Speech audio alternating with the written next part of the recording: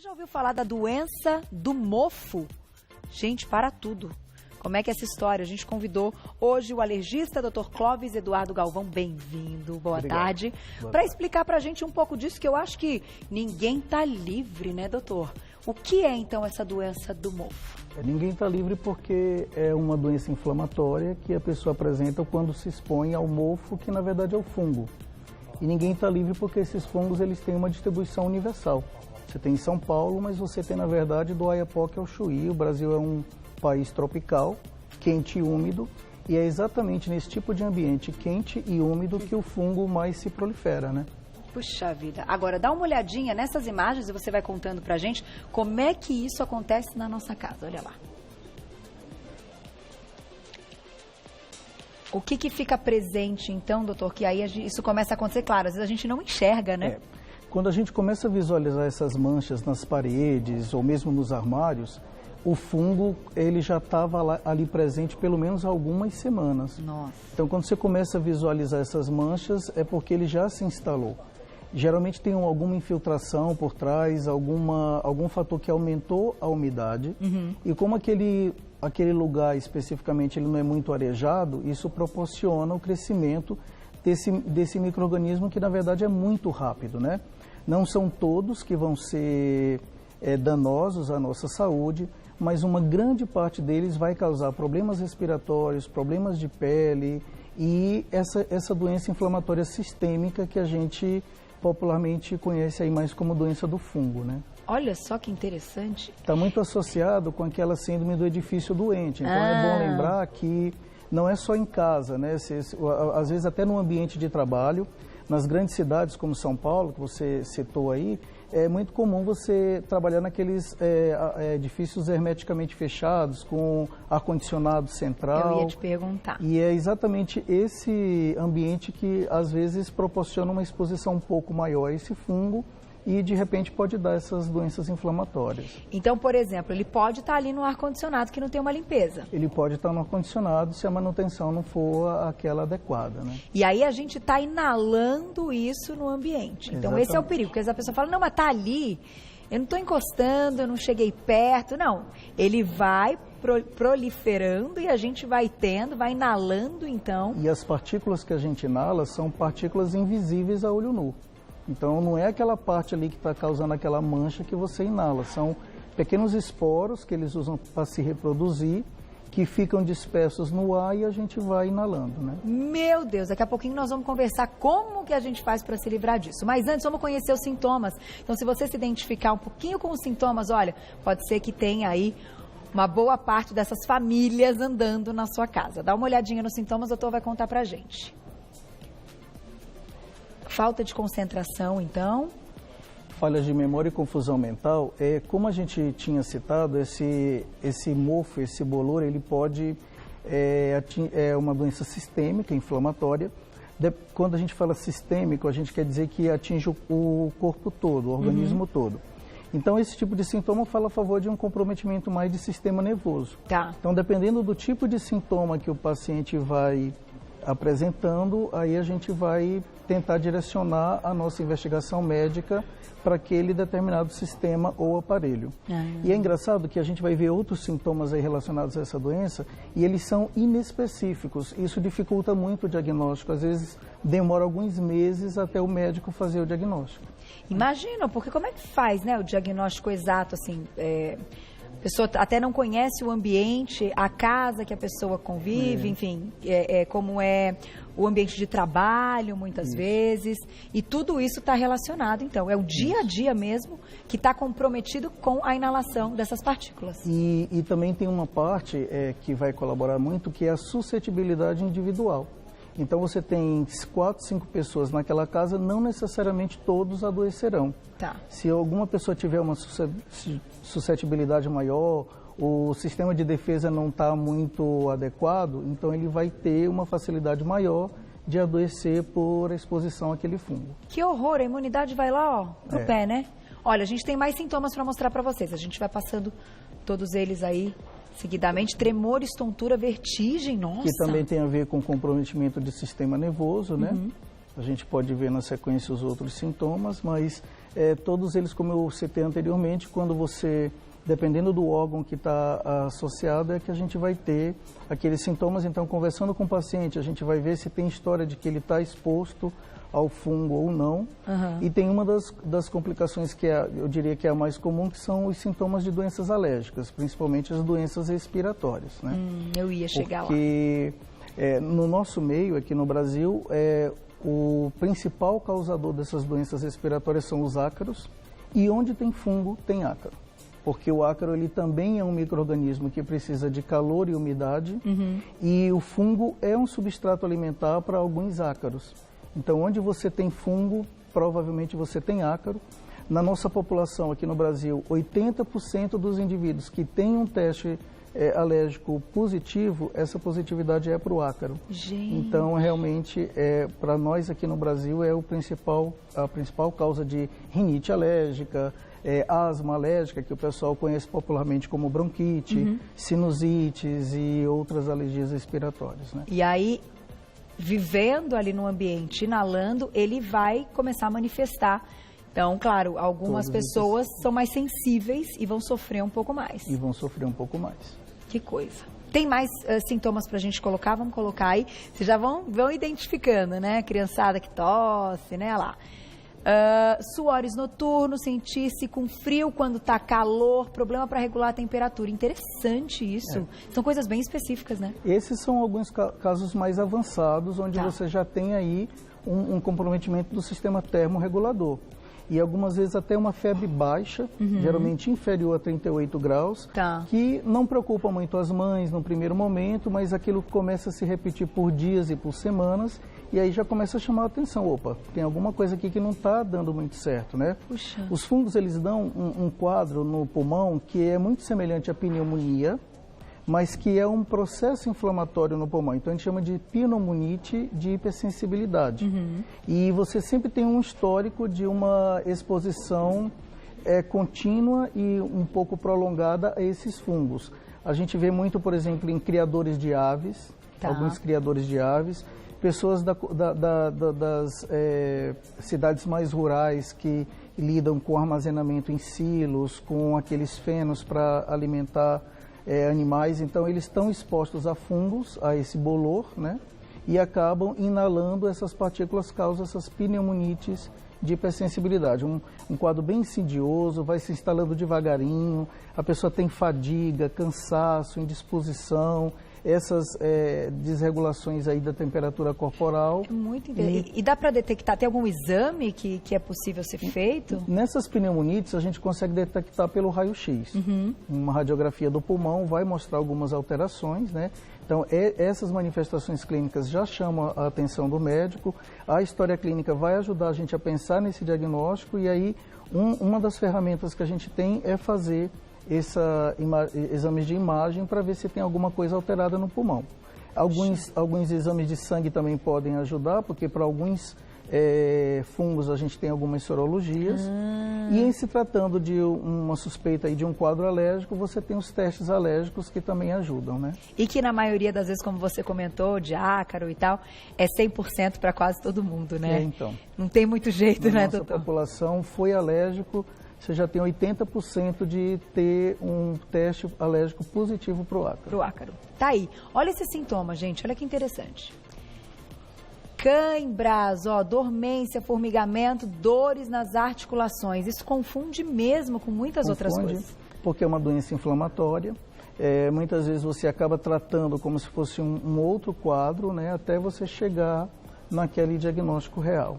E a pessoa também deve ficar espirrando muito, tá sempre com o nariz vermelho, né? A voz, às vezes, bem prejudicada. E já você vai dar dicas como é que a gente acaba com eles, como é que a gente faz a limpeza. Durante o intervalo, estávamos brincando, inclusive, como é que são feitas as limpezas aí, as criatividades, porque, gente, é muito pó. É muito pó. É muita sujeira, é muita poluição. Eu acho que aí a gente está falando da casa de todo mundo, quem mora no alto, quem mora para baixo, quem mora, né, em casa térrea, é muito pó. A gente fala todo dia, da onde vem tanta sujeira, não é verdade? É verdade. É claro, de toda essa poluição que hoje a gente tem, infelizmente. Isso mesmo.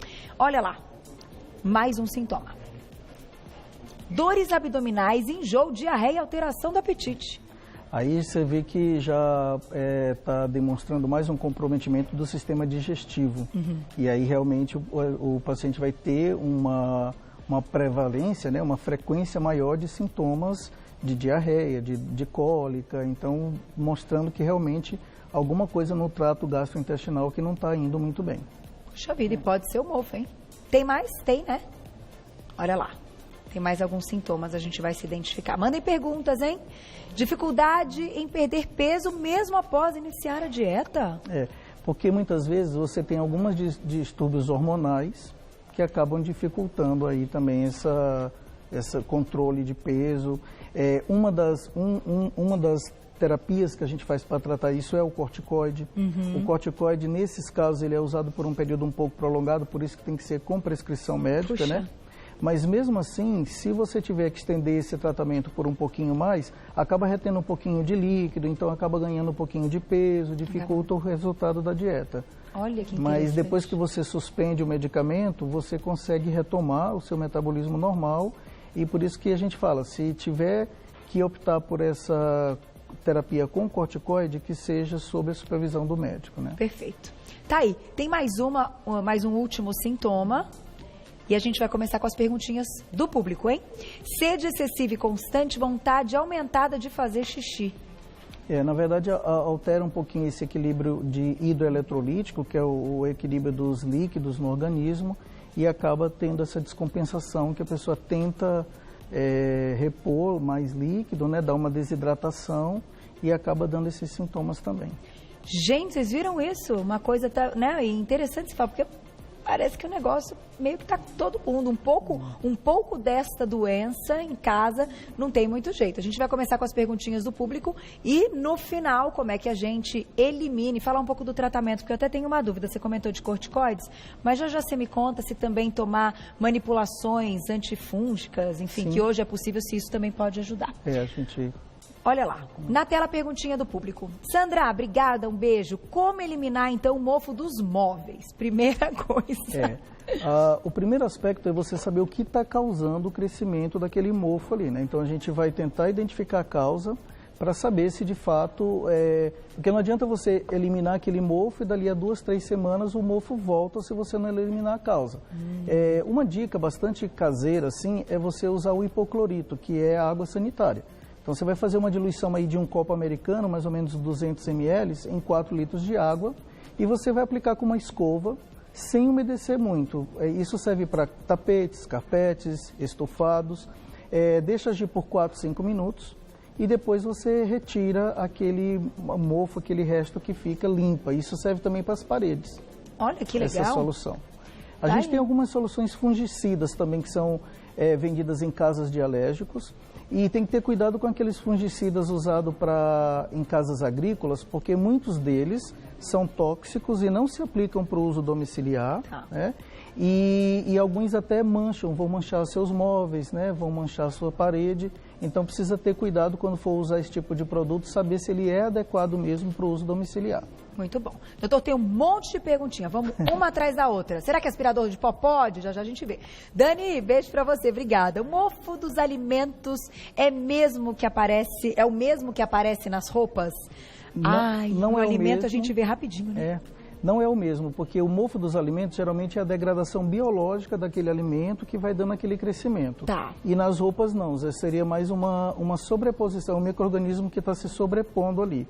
Então não é o mesmo, e inclusive as doenças que eles causam, os sintomas que eles causam são diferentes. Essa é uma boa pergunta. E o contato na pele? Então a gente está falando de respirar essas partículas, que é algo já que compromete. Agora, se você veste uma roupa que está ali com o mofo. Ele pode causar em alguns pacientes irritação e coceira, mas alguns mofos, alguns fungos causam doença de pele mesmo, como as micoses, né? As micoses são causadas por fungos, mas são outros fungos, são fungos diferentes dos fungos que causam doenças respiratórias. Perguntinha do público, olha lá.